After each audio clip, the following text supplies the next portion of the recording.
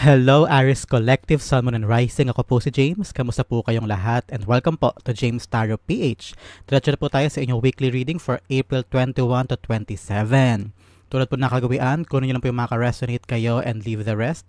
Yung pong ibang impormasyon ay para po sa ibang Aris po yun. So, palakasin nyo po ang inyong intuition para makuha nyo po yung akmang messages na kaloob po sa inyo na inyong mismong spirit guide sa ating reading for today.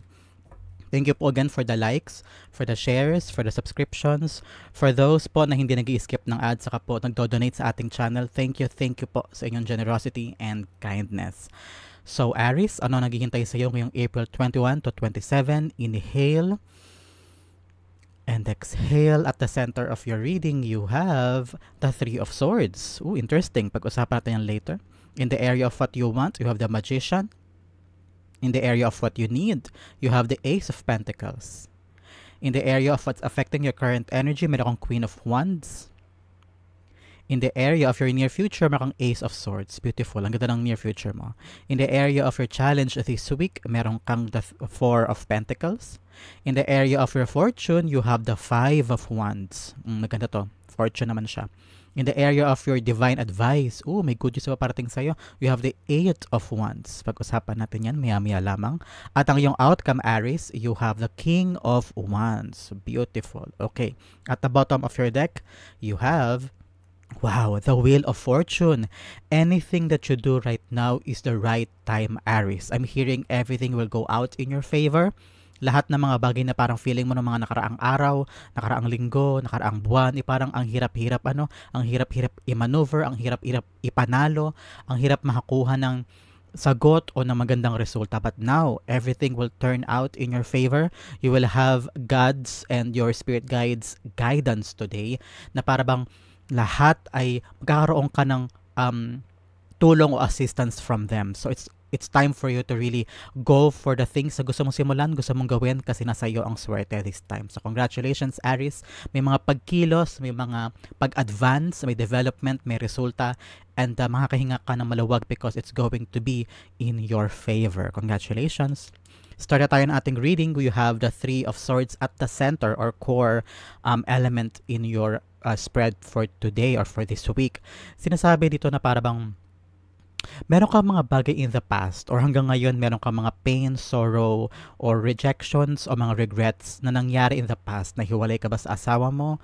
Na lay off ka sa trabaho? Yung negosyo, yung binild ay nalugi at parang walang pinatunguhan? May mga binibenta ka ba na something pero at this point wala pa rin bumibili pero kailangan mo na ng pera at talagang nadudurog ang puso mo at saka yung pag-asa mo na para bang kailan ko makukuha yung magandang resulta, kailan iikot yung kapalaran for me so that I can get out of this feeling, of this emotion, or of this phase in your life. I'm seeing na parang this time, you're very, very matatag at matibay. Pinipilit mo maging matibay, pinipilit mong kayanin. I'm seeing someone na parang naghahanap ng kalinga from others. I'm seeing an old Aries po dyan na nanonood ngayon na parang you've done a lot in your past and now ano yung sunod na status ng buhay ko? Wala akong trabaho, mag-isa ko sa buhay, yung mga anak ko halimbawa o mga apo ko meron ng sariling buhay and now I'm left alone, no one is checking on me. I have a sickness, may kailangan mo ng maintenance pero no one is there to give you an assistance. For others, I'm seeing here na meron kang tinrabaho in the past and then parang hindi mo nakuha yung desired mo na outcome or meron kang minamahal na iniwan ka, nagkalayo kayo, niloko ka ganyan. So there are a lot of things in your life right now talagang na nunuot yung sakit and pain at nararamdaman ko yung bigat na nararamdaman mo this time. And umaasa ka na, Lord, please, paikutin mo naman yung kapalaran ko. Pag ibigay mo na sa akin yung kailangan ko, I need this money, I need this new life. Gusto mo na makabangon sa lahat ng pinaghihirapan mo. With the Three of Swords, i-clarify natin with, dalawang lumabas, ko natin pareho. I have this very big inclination na kailangan ko silang parehong tanggapin. You have the Four of Wands and the Two of Pentacles. You want balance to come out of this. Gusto mo nang babalanse ulit yung buhay mo because for the past 2 months or 2 years, it's been really rough for you. I don't know why. Nung may nawala sa'yo, parang nawala din yung balanse sa buhay mo. Ito mga nakaraang taon o buwan.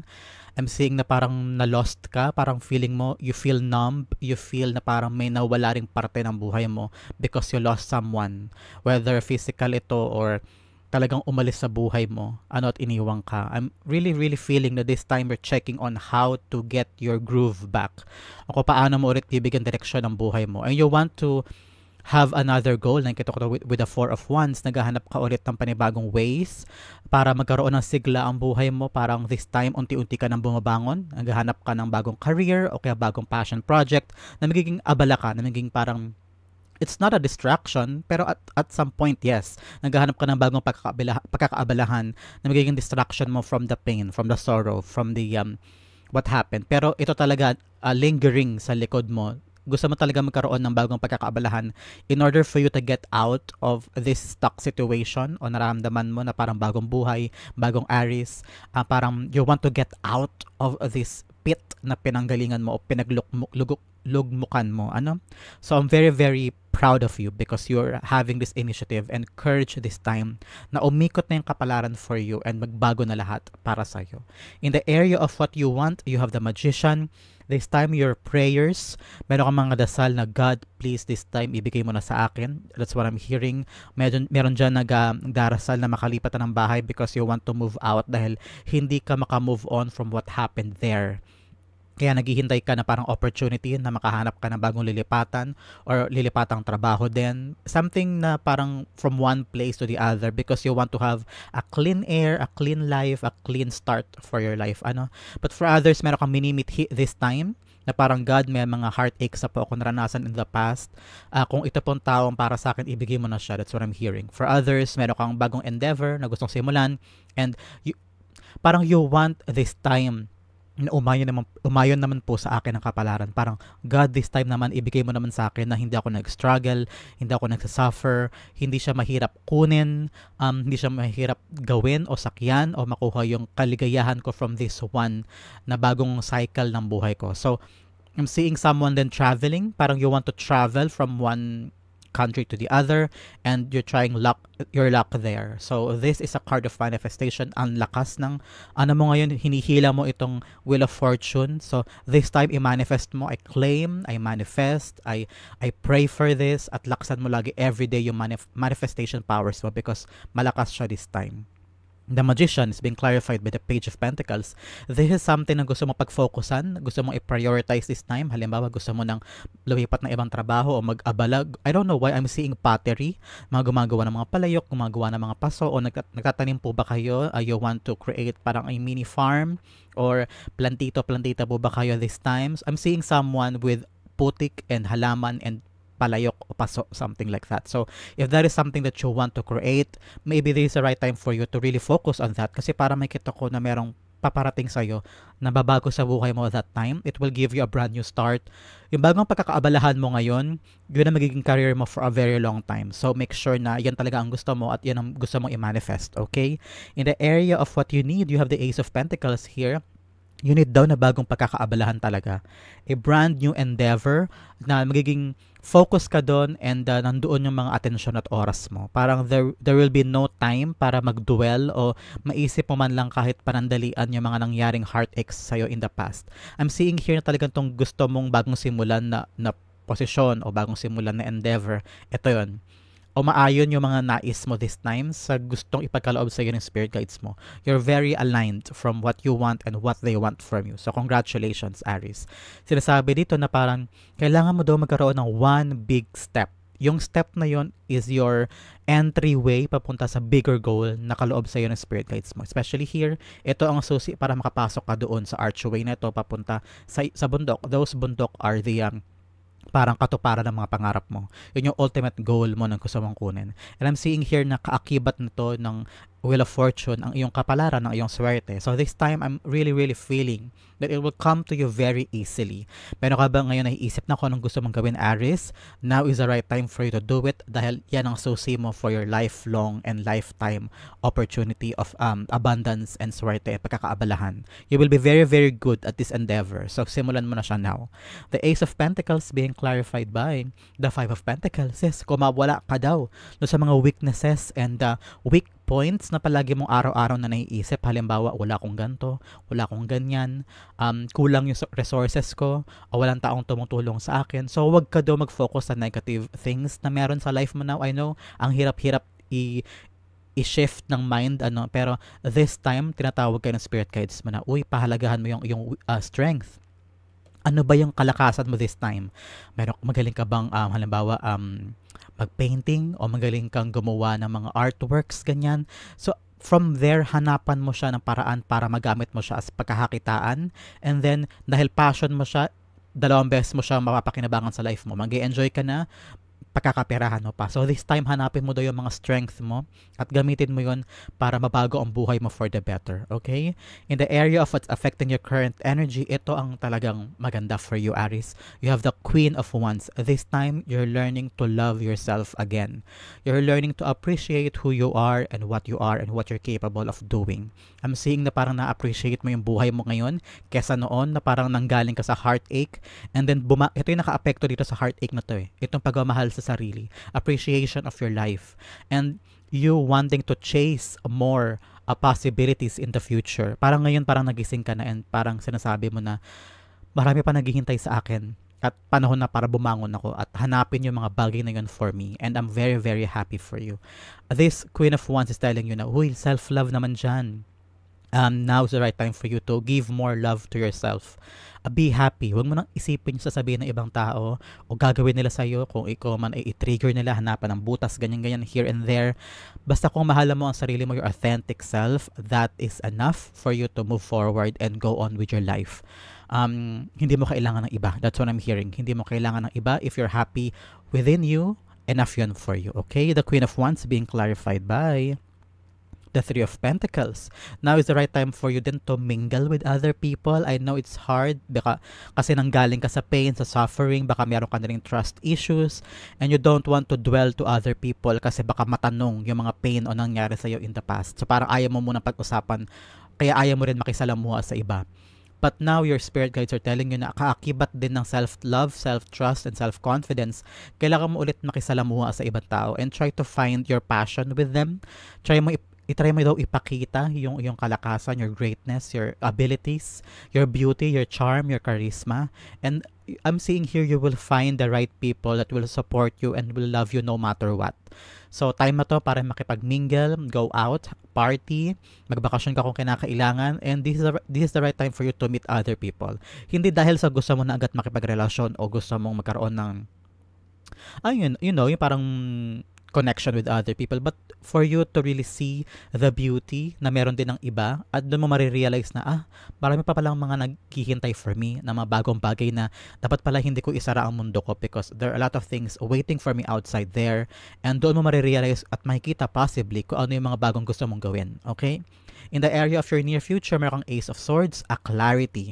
I'm hearing victory. Parang yes, hawak-hawak mo tong swords na to, parang napagtagumpayan mo yung bagay na ito, completely makaka-move on ka na from this pain, naranasan mo itong mga nakaraang buwan, taon, and completely makaka-move forward ka na hindi humaharang yung sorrow na yun sa puso mo o sa isip mo. I'm seeing merong clarity of the mind, meaning now you have the clear path moving on. Alam mo na yung gusto mong gawin, alam mo na yung bagong yugto ng buhay mo na gusto mong pasukin, and you are now ready to move forward without dwelling from those people or situation in the past. And the suerte is here for you, circling fast, very very fast para sa'yo, and then nandyan ang iyong kagalingan, huwag ka daw hihinto is what I'm hearing. Pag nalaman mo na yung bagay na parang starting over mo, yung bagong chapter ng life mo, you will get beautiful things out of this. Okay? The Ace of Swords being clarified by the Devil card. Yes, your clarity against people, places, things na talagang alam mong hindi na para sa'yo o niloloko ka lang, ginang-gaslight ka, minamanipulate ka, alam mong red flag, alam mong hindi para sa'yo. Now, malakas na yung intuition at pag-iisip. Para, hindi, alam ko na yan, hindi na ako papauto dyan, hindi na ako papabilog dyan, naranasan ko na yan dati, hindi ko na yan gagawin. Kung halimbawa sa trabaho, ganito yung sitwasyon, hindi na ako mag-dwell dyan, alam ko na ang gagawin ko dito because dinaanan ko na yan in the past. So you are now wiser and better person in this new chapter of your life. So congratulations, Aries. In the area of your challenge this week, ngayong linggong ito, April 21 to 27, ang challenge sa'yo ay holding on to things. Parang masyado ka daw niyayakap mo pa rin yung mga bagay na hindi mo na kailangan sa buhay mo.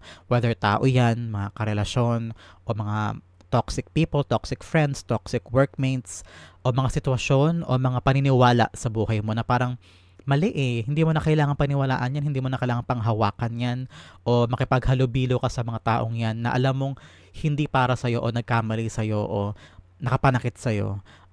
In order for you to really move on, kailangan mo nang iwan sa past at hindi na isama sa journey mo yung mga tao, sitwasyon o bagay na hihila sa'yo pababa at nagpapabigat sa journey mo moving forward, okay? The Four of the Four of Wands, ano ba talaga?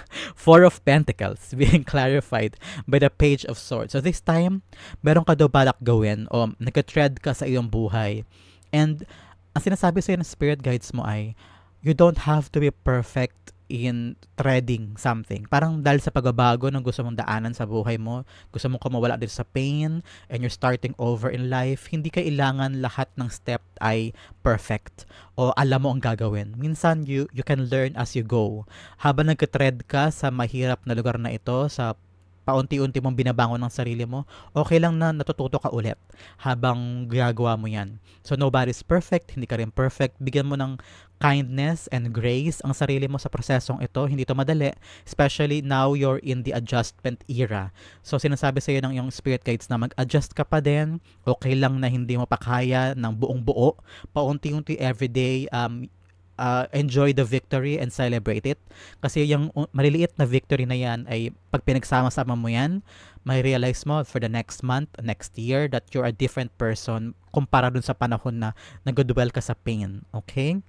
So, wag mong sabihing perfect ang magiging daan mo at wag mong aasahan na yung plano mo ay perfectly yun ang mangyayari. So, give space for mistakes, for hindi mo alam gagawin, for confusion, ganyan. Basta huminga ka and everything will be okay, Aries. In the area of your fortune, ito na maganda, you have the Five of Wands. Sinasabi ng spirit guides mo na this time around, yung mga pagtatalo, conflict, o hindi magandang diskurso with other people, you will learn from them. Something from those parang drama o hindi pagkakasundo, meron kang matututunan doon na magagamit mo sa pang-araw-araw mo. Whether sa coworker yan, meron siyang idea na hindi mo gusto, tapos nagtalo-talo kayo, and then you will realize this time na parang, oo nga no, medyo may point nga siya. And then you will apply that learnings sa sarili mo. And you will be a better person this time kapag may dumating na same encounter or same situation, alam mo nang gagawin mo kasi may apply mo tong mga natutunan mo dito. For others, I'm seeing here na meron ng reconciliation. Tapos ng pag-aaway, especially sa fortune area siya. So, meron pagbabati dyan. Someone will come to you and apologize and asking for a chance. So nasa iyo, Aries, especially with the Wheel of Fortune. Nasa iyo ang desisyon kung patatawarin mo ba ang taong ito. Bibigyan mo ba ng second chance o patatawarin mo and you're trying to move on. Parang, okay, pinatawad na kita pero I need to move on from you. I'm putting these boundaries para hindi na maulit yung mga naulit before and I'm moving forward. Para may paggaan ng kalooban mo with the pain and conflict. Okay, congratulations. The Five of Wands being clarified by the Seven of Pentacles. Yes, this time around, focus ka na lang daw dun sa mga bagay na makapakinabangan mo, yung talagang nagmamatter sa life mo. Parang enough na yung mga conflicts. Like I've said kanina, meron kang natutunan sa mga bagay na ito, sa mga pag-aaway na ito, pagkatalo, or conflicting ideas, conflicting ideologies, o talagang pagkatalong personal.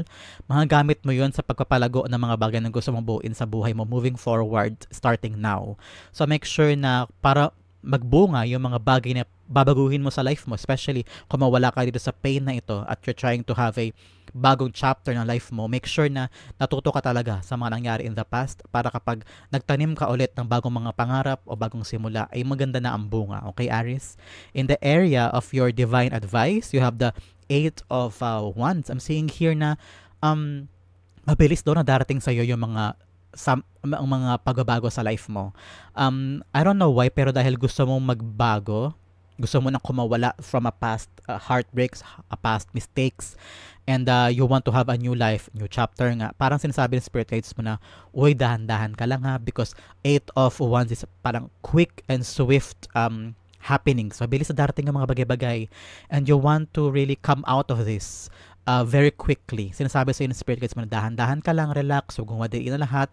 Good news paparating sa buhay mo, especially now that you're entering a new era of your life. Huwag ka daw magmadali sa mga desisyon, especially kapag natutuwa ka sa mga bagong paparating.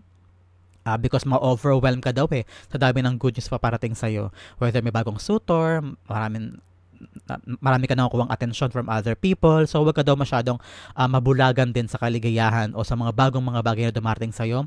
Always be smart enough and be discerning kung ano yung mga tao o bagay sitwasyon na dapat mong piliin na mapunta sa bagong buhay mo. And don't rush your decisions, okay?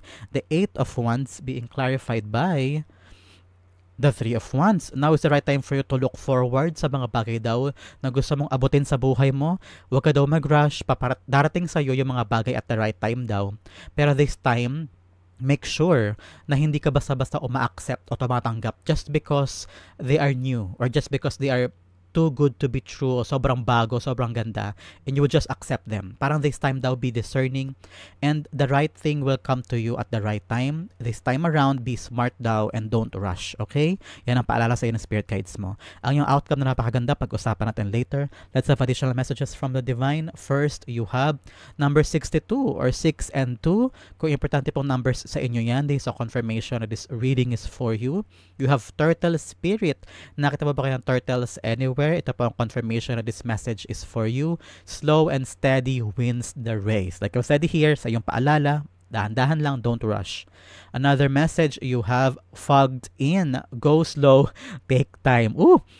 Pareho ang message sa inyo, pati paalala ng spirit guide. So alam mo na, Aries, ha? Take it slow, relax, and everything will be fine. Ito ang area na kailangan pag-focusan ngayong buong linggong ito, Aries. You have worry. I am learning that worry doesn't change an outcome. Like I said, relax lang, dahan-dahan lang. Tread carefully and everything will go smoothly para sa iyo. Stop worrying na, okay? In the area of your outcome, you have the King of Wands. King of Wands like the CEO of his life. Parang this time, alam mo na yung gagawin kasi pinanggalingan mo na eh. Naranasan mo na eh. May experience ka na. So this time, you are full of wisdom.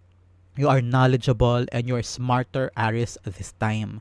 Si King of Wands, nakatingin siya sa past niya kasi lahat ng pinagdaanan niya sa past, hindi niya nakakalimutan yun, pero gagamitin niya yun bilang lessons and fuel para gawin niya yung mga bagay na gusto niyang gawin this time. Go for the things that you want, Aries, especially now na nasa iyo yung kalakasan ni King of Wands. Parang nobody can stop you from achieving what you want. You deserve this. You've gone through a lot. Parang leveling up na to sa buhay mo and a new chapter begins. So go, laban, so good, wag matakot and you will get it. Okay? The King of Wands being clarified by the Five of Swords. Sabi dito, huwag ka na daw mag-dwell sa past. Kalimutan ang mga bagay na dapat kalimutan. Lagi mo sasabihin sa'yo na worth it ang lahat. Worth it at ang dinaanan ko and I'll achieve big things. Stop na for giving space and giving hininga or buhay sa mga bagay na negatibo. Now is the right time for you to start over para umikot lalo itong kapalaran for you. So napakaganda. Very transitioning life for you. And I'm rooting for you, Aries. Kaya mo yan, ilaban mo yan. Bagong simula, bagong buhay, bagong chapter. So Aries, that is your April 21 to 27 reading. Sa po kayo naka-resonate, sa po kayo naka-relate, comment down below and I'll be reading your messages. This has been James for James Tarot PH. God bless everybody.